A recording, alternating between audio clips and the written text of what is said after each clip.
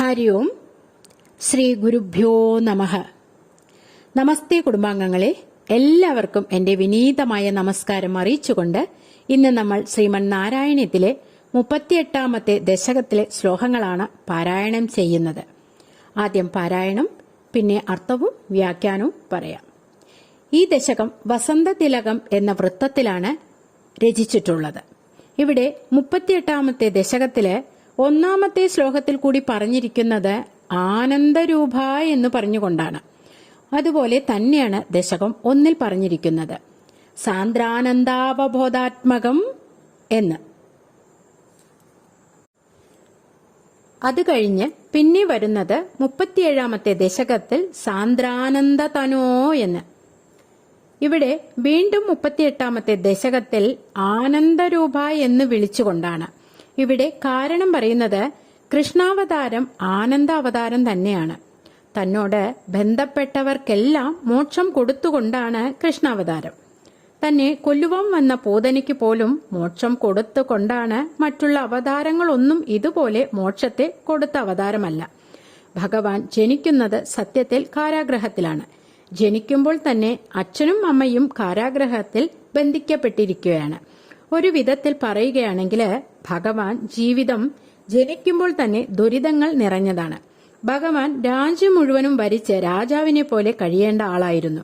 പക്ഷെ ജനിച്ചതോ പശുത്തൊഴുത്തിൽ, ഇനി വളരാൻ പോകുന്നതോ ഗോകുലത്തിലുമാണ്. പശുക്കളെ മേച്ചുകൊണ്ടാണ് വളരാൻ പോകുന്നത്. രാക്ഷസന്മാരുടെ ആക്രമണം ഓരോരോ ദിവസവും ഭഗവാന്റെ സംഭവ ബഹുലങ്ങളാണ് നടക്കാൻ പോകുന്നത്. പക്ഷെ ഭഗവാൻ ഒരിക്കൽ പോലും അതിൽ ദുഃഖിതനായിട്ടില്ല എന്നാണ്. എപ്പോഴും നിറപുഞ്ചിരിയോടെയാണ് എല്ലാവരോടും പെരുമാറുന്നത്. എന്തിനു ഭയപ്പെടണം? ആത്മശക്തിയോടെ എന്തിനേയും ചിരിച്ചുകൊണ്ട് നേരിടുക എന്നാണ് ഭഗവാൻ നമുക്ക് തരുന്ന സന്ദേശം. അങ്ങനെയുള്ള ആനന്ദമൂർത്തിയായ ഭഗവാനാണ് ശ്രീകൃഷ്ണാവതാരം. നമുക്ക് പാരായണത്തിലേക്ക് കടക്കാം. ആനന്ദരൂപ ഭഗവൻ അയിതേ അവതാരേ പ്രാപ്തേ പ്രജീപ്ത ഭഗവത് അംഗനിരീയമാണൈഹി കാന്തിവ്രജൈർ ഇവ ഘനാഘന മണ്ഡലൈർധ്യാം ആവൃണ്വതി വിരരുചേ കില വർഷവേല.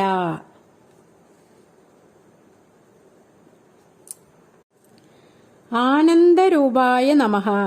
ആനന്ദരൂപനായ ഭഗവാന് നമസ്കാരം എന്ന് പറഞ്ഞുകൊണ്ടാണ് 1ാമത്തെ ശ്ലോകം തന്നെ തുടങ്ങുന്നത്. ഐ ആനന്ദരൂപ ഭഗവൻ തേ അവതാരേ പ്രാപ്തേ സതി.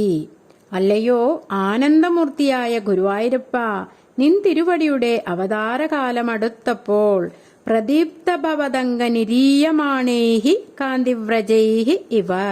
ഉജ്ജ്വലിക്കുന്ന തിരുമെയ്യിൽ നിന്നും പുറത്തേക്കു പരക്കുന്ന തേജസ്സോ എന്നു തോന്നുമാറുള്ള ഘനാഘന മണ്ഡലൈ ദ്യാം. കനത്ത കാർമേഘങ്ങളെ കൊണ്ട് ആകാശമാർഗം ആവരണം ചെയ്തുകൊണ്ട് ആവൃണ്വധീ വർഷവേല വിരജുജേ കില. വർഷകാലം വിളങ്ങിയല്ലോ എന്നാണ് ഈ ശ്ലോകത്തിലൂടെ പറയുന്നത്. അർദ്ധരാത്രിക്കോ ചന്ദ്രോദയത്തിൽ ഭഗവാൻ ഭൂമിയിൽ അവതരിക്കുന്നു.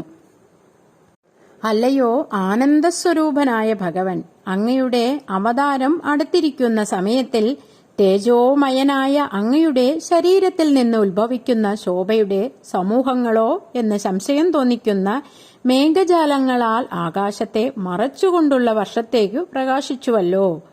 ശ്രീകൃഷ്ണ ഭഗവാന് കാർമേഘത്തിന്റെ കാന്തിയാണെന്നു പ്രസിദ്ധം. അവതാര സമയമെടുത്തപ്പോൾ വർഷകാലവും വന്നു ചേർന്നു എന്നാണ് 1ാമത്തെ ശ്ലോകത്തിൽ പറയുന്നത്. ആനന്ദരൂപ ഭഗവൻ അയിതേവതാരേ പ്രാപ്തേ പ്രദീപ്ത ഭവതംഗനിരീയമാണൈഹി കാന്തിവ്രജൈരിവ ഘനാഘനമണ്ഡലൈർദ്യാം ആവൃണ്വതി വിരരുചേ കില വർഷവേല. അടുത്തത് ശ്ലോകം 2 നോക്കാം. ബാല്യസ്പൃശാഭി വപുഷാ ദദുഷാ വിഭൂതിർ ഉദ്യത്കിരീട കടകാംഗദ ഹാരഭാസാ ശങ്കാരി വാരിജഗദാ പരിഭാസിതേന മേഘാസിതേന പരിലേസിത സൂതിഗേഹേ. ത്രിജഗതാം ക്ലേശാപഹായ നമഃ. ത്രൈലോക്യത്തിന്റെ ക്ലേശങ്ങളെല്ലാം നീക്കുന്ന ഭഗവാന് നമസ്കാരം എന്ന് പറഞ്ഞുകൊണ്ടാണ് രണ്ടാമത്തെ ശ്ലോകം തുടങ്ങുന്നത്. പയോദതോയൈഹി ആശാസു ശീതളതരാസു. പെയ്തുവെള്ളം കൊണ്ടു ദിക്കെല്ലാം നല്ല പോലെ കുളിർത്തപ്പോൾ. സജ്ജനേഷു ആശാസിതാപ്തി വിവശേഷു ച മധ്യമായ നിശി നൈശാകരോദയവിധോ. സജ്ജനങ്ങൾ ആശിച്ചതു കൈവന്നതുമൂലമുള്ള സന്തോഷത്താൽ പരവശരായിരിക്കെ അർദ്ധരാത്രി ചന്ദ്രനുദിച്ച സമയത്ത് ത്രിജഗതാം ക്ലേശാപഹ ത്വം ഇഹ ആവിരാസീഹി. ത്രൈലോക്യത്തിന്റെ ക്ലേശങ്ങളൊക്കെ നീങ്ങുന്ന നിൻ തിരുവടി ഈ ലോകത്തിൽ വന്ന് അവതരിച്ചു എന്നാണ് ഈ രണ്ടാമത്തെ ശ്ലോകത്തിലെ അർത്ഥത്തിലൂടെ മനസ്സിലാക്കേണ്ടത്. ദിക്കുകളെല്ലാം മേഘം പൊഴിക്കുന്ന ജലം കൊണ്ട് തണുത്തുള്ളതായിരിക്കെ സജ്ജനങ്ങളും ആഗ്രഹിക്കപ്പെട്ടത് സിദ്ധിക്കുക നിമിത്തം ആനന്ദപരവശമായിരിക്കെ അർദ്ധരാത്രി സമയത്ത് ചന്ദ്രൻ ഉദിച്ചു പൊങ്ങിയ അവസരത്തിൽ 3 ലോകങ്ങളുടെയും സകല ദുഃഖങ്ങളും നശിപ്പിക്കുന്ന അങ്ങ് ഈ ഭൂമിയിൽ കൃഷ്ണസ്വരൂപമായി ആവിർഭവിച്ചു എന്നാണ് ഈ രണ്ടാമത്തെ ശ്ലോകത്തിൽ പറയുന്നത്. ആശാസു ശീതളതരാസു പയോദതോയേരാശാസിതാപ്തി വിവശേഷു ച സജ്ജനേഷു നൈഷാകരോദയവിധൗ നിശിമധ്യമായ ക്ലേശാപഹസ്ത്രിജഗതാം ത്വമിഹാവിരാസീഹി. അടുത്തത് മൂന്നാമത്തെ ശ്ലോകം നോക്കാം. 3ഉം 4ഉം ശ്ലോകങ്ങളിൽ അവതരിച്ചു കണ്ട ഭഗവത് രൂപം വർണ്ണിക്കുന്നതാണ്. മൂന്നാമത്തെ ശ്ലോകം നോക്കാം. ബാല്യസ്പൃശാവി വപുഷാ ദദുഷാ വിഭൂതിർ ഉദ്യത്കിരീട കടകാംഗദ ഹാരഭാസ ശങ്കാരിവാരി ജഗദ പരിഭാസിതേന മേഘാസിതേന പരിലേസിത സൂതികേഹേ. ബാല്യസ്പൃശാ അഭി വിഭൂതിഹി ദദുഷാ. ബാലഭാവത്തിലാണെങ്കിലും ഐശ്വര്യങ്ങളെ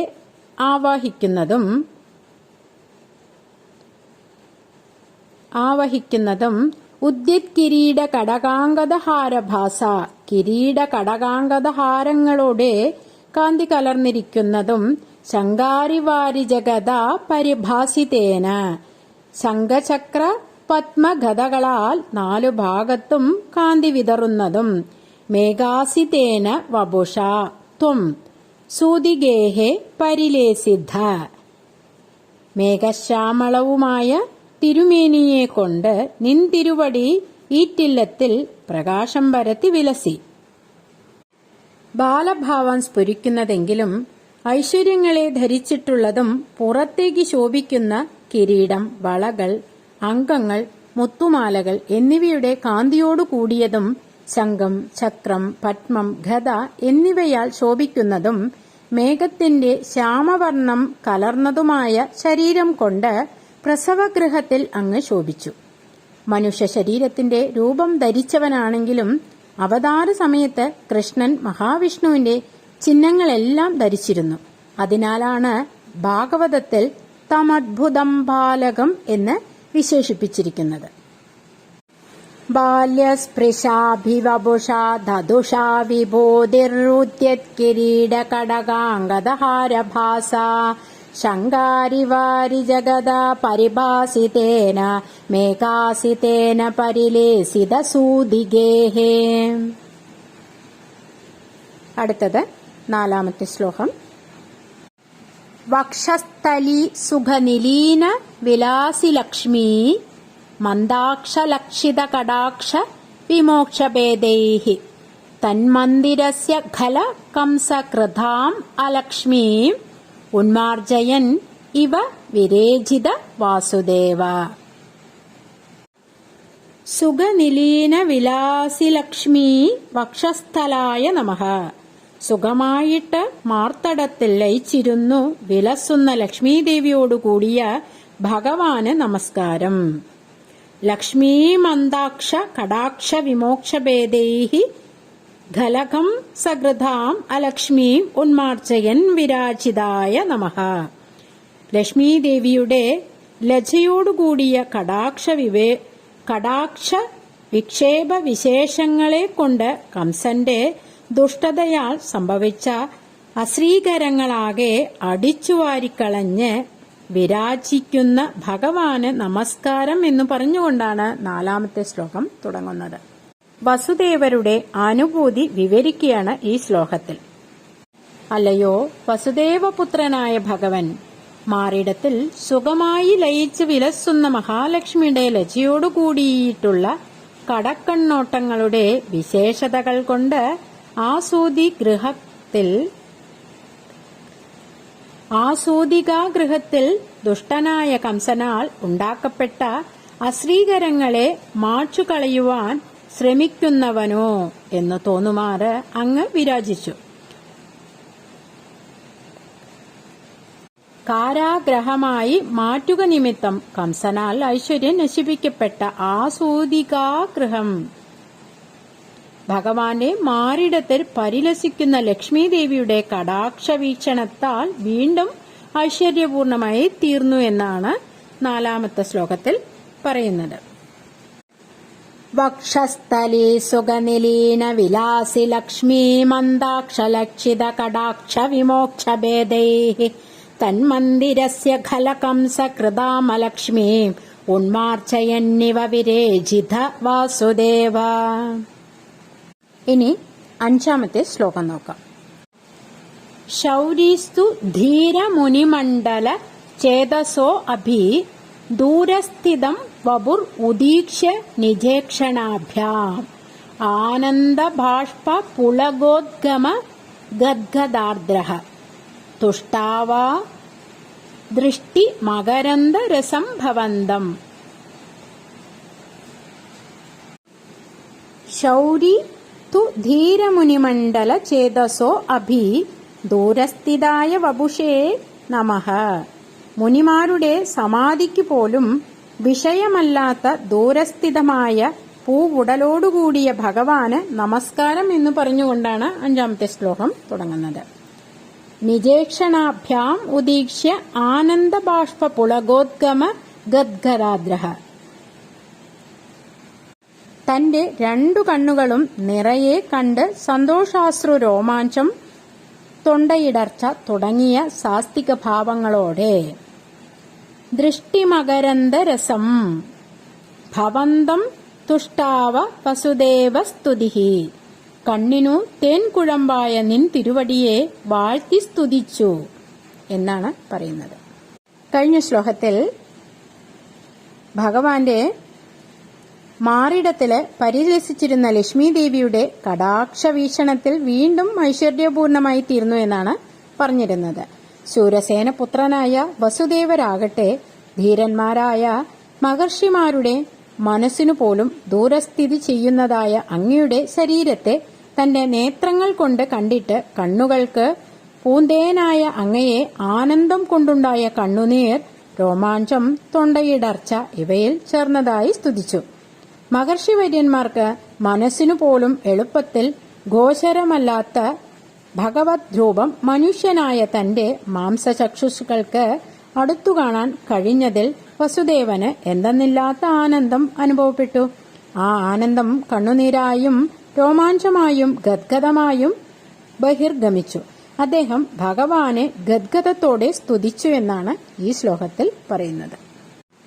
ശൗരീസ്തു ധീരമുനിമണ്ഡല ചേതസോപി ദൂരസ്ഥിതം വപുരുദീക്ഷ നിജേക്ഷണാഭ്യാം ആനന്ദബാഷ്പ പുളഗോദ്ഗമ ഗദ്ഗദാദ്രഃ തുഷ്ടാവദൃഷ്ടിമകരന്ദരസംഭവന്തം.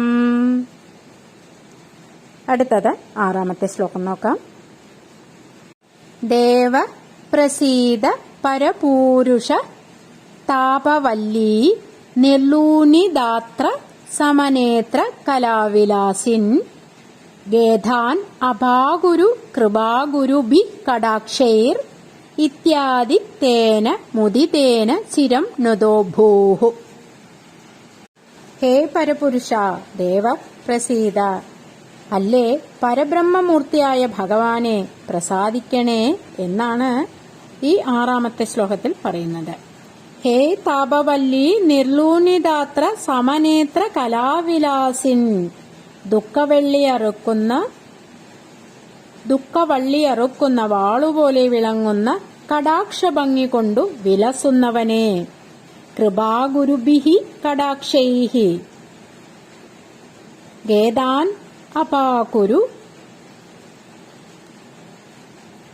കരുണ നിറഞ്ഞ തിരുകടാക്ഷങ്ങളെ കൊണ്ട് എന്റെ ദുഃഖം മുഴുവനും നീക്കിക്കളയണേ. ഇത്യാദി മുദിതേന തേനത്വം ചിരം നുദഃ അബുഹു. എന്നീ പ്രകാരം സന്തുഷ്ടമായ വസുദേവൻ നിൻ തിരുവടിയെ വളരെ സ്തുതിച്ചു എന്നാണ് പറയുന്നത്. ഗേദ നിവാരണ കൃപാഗുരു കടാക്ഷൈ നമഃ. ദുഃഖം മുഴുവനും നീക്കുന്ന കരുണ നിറഞ്ഞ കടാക്ഷങ്ങളോട് കൂടിയ ഭഗവാന് നമസ്കാരം എന്നാണ് ഇവിടെ പറയപ്പെടുന്നത്. അല്ലയോ പുരുഷോത്തമ, താപങ്ങളാകുന്ന വള്ളികളെ ഛേദിക്കുന്നതിനുള്ള കത്തി പോലെ ശോഭിക്കുന്ന കണ്ണുകളുടെ ലീലകൾ കൊണ്ട് ശോഭിക്കുന്നവനെ, അങ്ങ് പ്രസാദിച്ചാലും അല്ലയോ ദേവ, കരുണയേറിയ കടാക്ഷങ്ങളെ കൊണ്ട് ക്ലേശങ്ങളെ നീക്കം ചെയ്യണമേ എന്നു തുടങ്ങി സന്തുഷ്ടമായ ആ വസുദേവനാൽ വളരെ നേരം അങ്ങ് സ്തുതിക്കപ്പെട്ടവനായി തീരുകയാണ്. ദേവ പ്രസീദ പരപൂരുഷ താപവല്ലി നിർലൂനിതാത്ര സമനേത്ര കലാവിലാസിൻ. ഗേദാനപാഗുരു കൃപാഗുരുഭിഃ കടാക്ഷൈഃ ഇത്യാദി തേന മുദിതേന ചിരം നിദോ ഭൂഃ.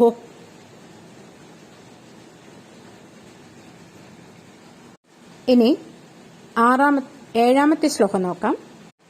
മാത്രാ ച നേത്ര സലില സ്മൃത ഗാത്രവല്യ തോത്രൈ അഭിഷ്ടുത ഗുണഃ കരുണാലയസ്ത്വം പ്രാചീന ജന്മ യുഗളം പ്രതിബോധ്യ താഭ്യാം മാതുർഗിര ദധിത മാനുഷ ബാലവേഷം.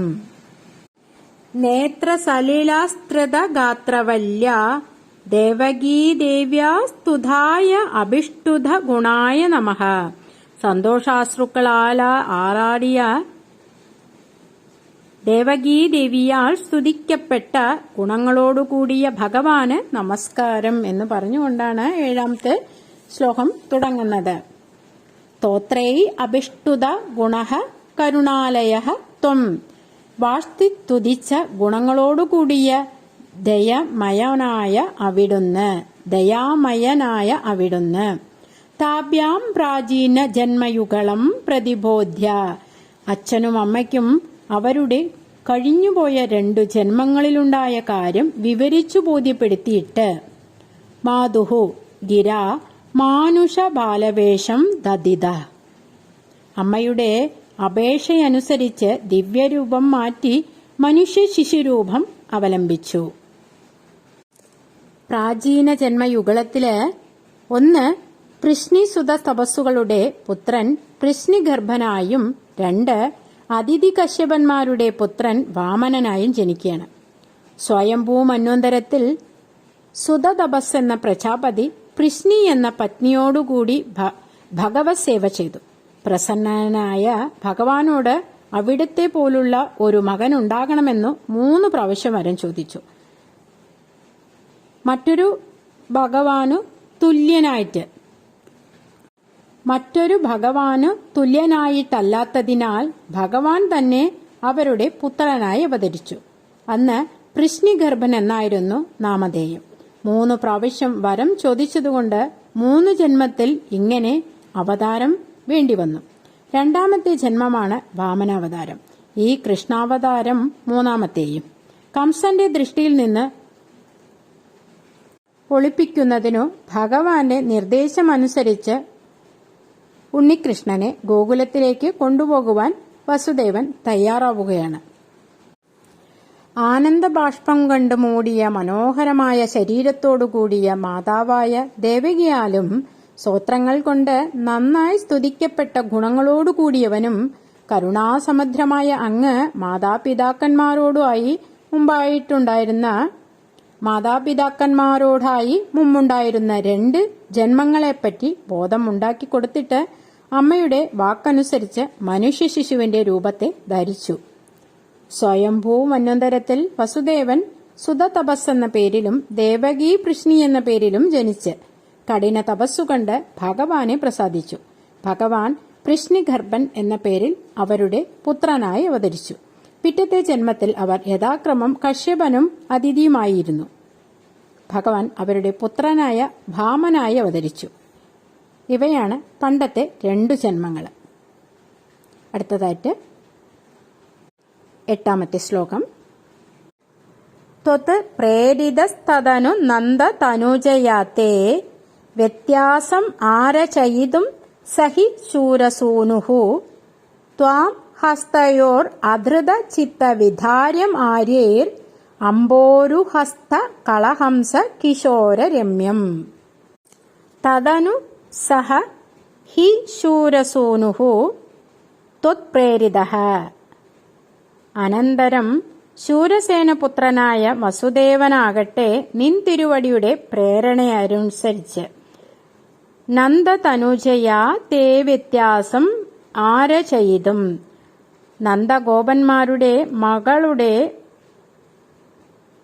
നന്ദഗോപരുടെ മകളുമായി ഒരു വെച്ചുമാറ്റത്തിനൊരുങ്ങി. ആര്യൈഹി ചിത്തവിധാര്യം ത്വാം. യോഗീശ്വരന്മാർക്ക് പോലും മനസ്സുകൊണ്ടു മാത്രം ധരിക്കാൻ പറ്റാവുന്നതായ നിൻ തിരുവടിയെ.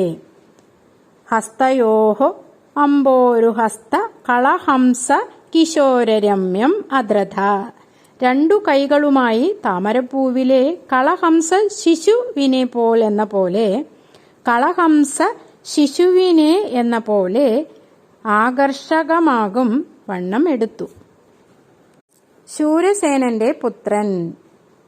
ഭഗവാൻ പുത്രനായി അവതരിപ്പിക്കുന്നതിനാൽ ഈ അർത്ഥം വസുദേവനെ കുറിക്കുന്നത് തന്നെയാണ്. 8ാമത്തെ ശ്ലോകത്തിൽ പറയുന്നത് അംബോരുഹസ്ത കളഹംസ കിശോരരമ്യായ നമഃ. താമരപ്പൂവിലെ കളഹംസ ശിശുവിനെന്ന പോലെ ആകർഷകനായ ഭഗവാന് നമസ്കാരം എന്ന് പറഞ്ഞുകൊണ്ടാണ് 8ാമത്തെ ശ്ലോകം തുടങ്ങുന്നത്.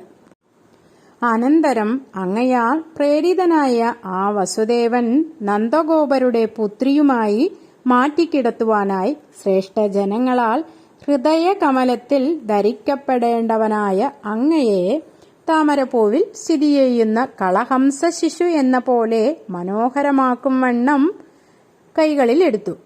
യോഗമായ നന്ദഗോപന്റെ പുത്രിയായി ജനിച്ചിട്ടുണ്ടെന്നും തന്നെ നന്ദപത്നിയായ യശോദയുടെ പ്രസവതൽപ്പത്തിൽ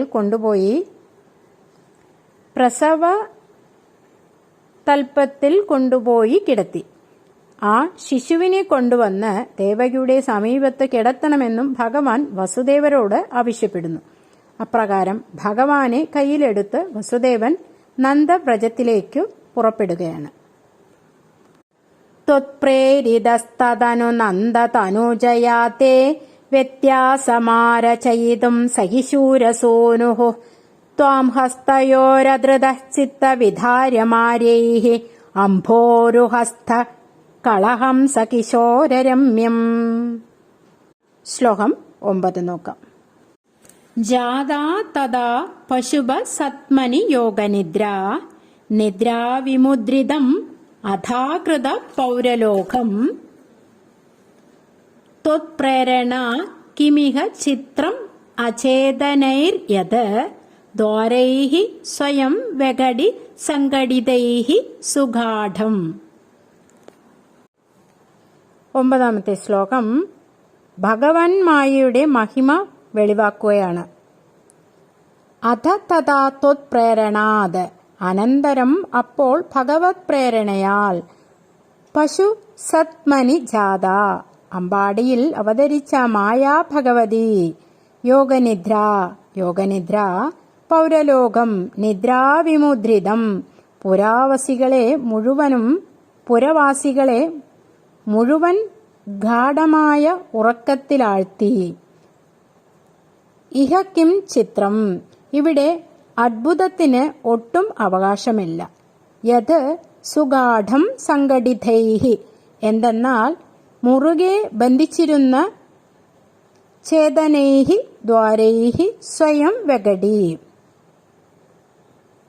എന്തെന്നാൽ മുറുകെ ബന്ധിച്ചിരുന്ന കാരാഗൃഹത്തിലെ ജഡങ്ങളായ വാതിലുകളെല്ലാം തന്നെത്താൻ തുറന്നു വശമായി. വസുദേവൻ ഭഗവാനെ എടുത്തുകൊണ്ട് അമ്പാടിയിലേക്ക് പോകുകയാണ് ഈ 9ാമത്തെ ശ്ലോകത്തിൽ പറയുന്നത്. പിന്നീട് അപ്പോൾ നന്ദഗോപരുടെ ഗൃഹത്തിൽ ജനിച്ച യോഗനിദ്രാ സ്വരൂപിണിയായ മായ അങ്ങയുടെ പ്രേരണ മൂലമായി തന്നെ പുരവാസികളെയെല്ലാം ഉറക്കത്തിൽ നിശ്ചലരാക്കി തീർത്തു. ഇതിൽ എന്താണ് അത്ഭുതമായിട്ടുള്ളത് എന്തെന്നാൽ ഭദ്രമായി ബന്ധിക്കപ്പെട്ട ചേതനയില്ലാത്ത വാതിലുകൾ പോലും താനേ തുറക്കപ്പെടുകയുണ്ടായി. ജാതാ തഥാ പശുഭ സത്മനി നിദ്രാ വിമുദ്രിതമഥാകൃത പൗരലോകം ത്വത്പ്രേരണ കിമിഹ വിചിത്രമേ ചിത്രമചേതനൈര്യത് ദ്വാരൈഃ സ്വയം വെകടി സംഘടിതൈ സുഗാഠം. ശ്ലോകം 10 നോക്കാം. ശേഷേണ ഭൂരി ഫണ വാരിത വാരിനാഥ സ്വൈരം പ്രദർശിത പഥോ മണിദീപിതേന ത്വാം ധാരയൻ സഖലു ധന്യതമഃ പ്രദസ്ഥേ സോയം ത്വമീശ മമ നാശയ രോഗവേഗാൻ. രോഗവേഗനാശകായ നമഃ. രോഗശക്തിയെ നശിപ്പിക്കുന്ന ഭഗവാന് നമസ്കാരം എന്ന് പറഞ്ഞുകൊണ്ടാണ് 10ാമത്തെ ശ്ലോകം തുടങ്ങുന്നത്. അത് ഭൂരിഫണ വാരിത വാരിണ പിന്നീട് അനേകം പത്തിവിരുത്തിയ മഴ തടയുന്നവനും മണിദീപിതേന ശേഷേണ സ്വൈരം പ്രദർശിത പദഃ രത്നങ്ങളെ കൊണ്ട് പ്രകാശം വിതയ്ക്കുന്നവനുമായ ആദിശേഷൻ വഴി പോലെ കാണിച്ചു കൊടുത്ത വഴിക്ക് ത്വം ധാരയൻ സഹ ധന്യതമഃ ഖലു പ്രദസ്ഥേ അങ്ങയെ എടുത്തുകൊണ്ട് അത്യന്തം ഭാഗ്യശാലിയായ വസുദേവൻ പുറപ്പെട്ടു. ഹേ ഈശ സഹ അയം ത്വം മമ രോഗവേഗാൻ നാശയ. ഈ നിൻ തിരുവടി അടിയന്റെ രോഗശക്തിയെ നശിപ്പിക്കണമേ എന്നാണ് പറയുന്നത്. അനന്തരം അനേകമുള്ള ഫണങ്ങളെ കൊണ്ട് മഴവെള്ളം തടഞ്ഞു നിർത്തിയവനായ ആദിശേഷനാൽ രത്നങ്ങളുടെ പ്രഭ കൊണ്ടു വേണ്ട പോലെ വഴി കാണിക്കപ്പെട്ടവനും അത്യന്തം ഭാഗ്യശാലിയുമായ ആ വസുദേവൻ അങ്ങയെ എടുത്തുകൊണ്ട് പുറപ്പെട്ടു. ഹേ ജഗദീശ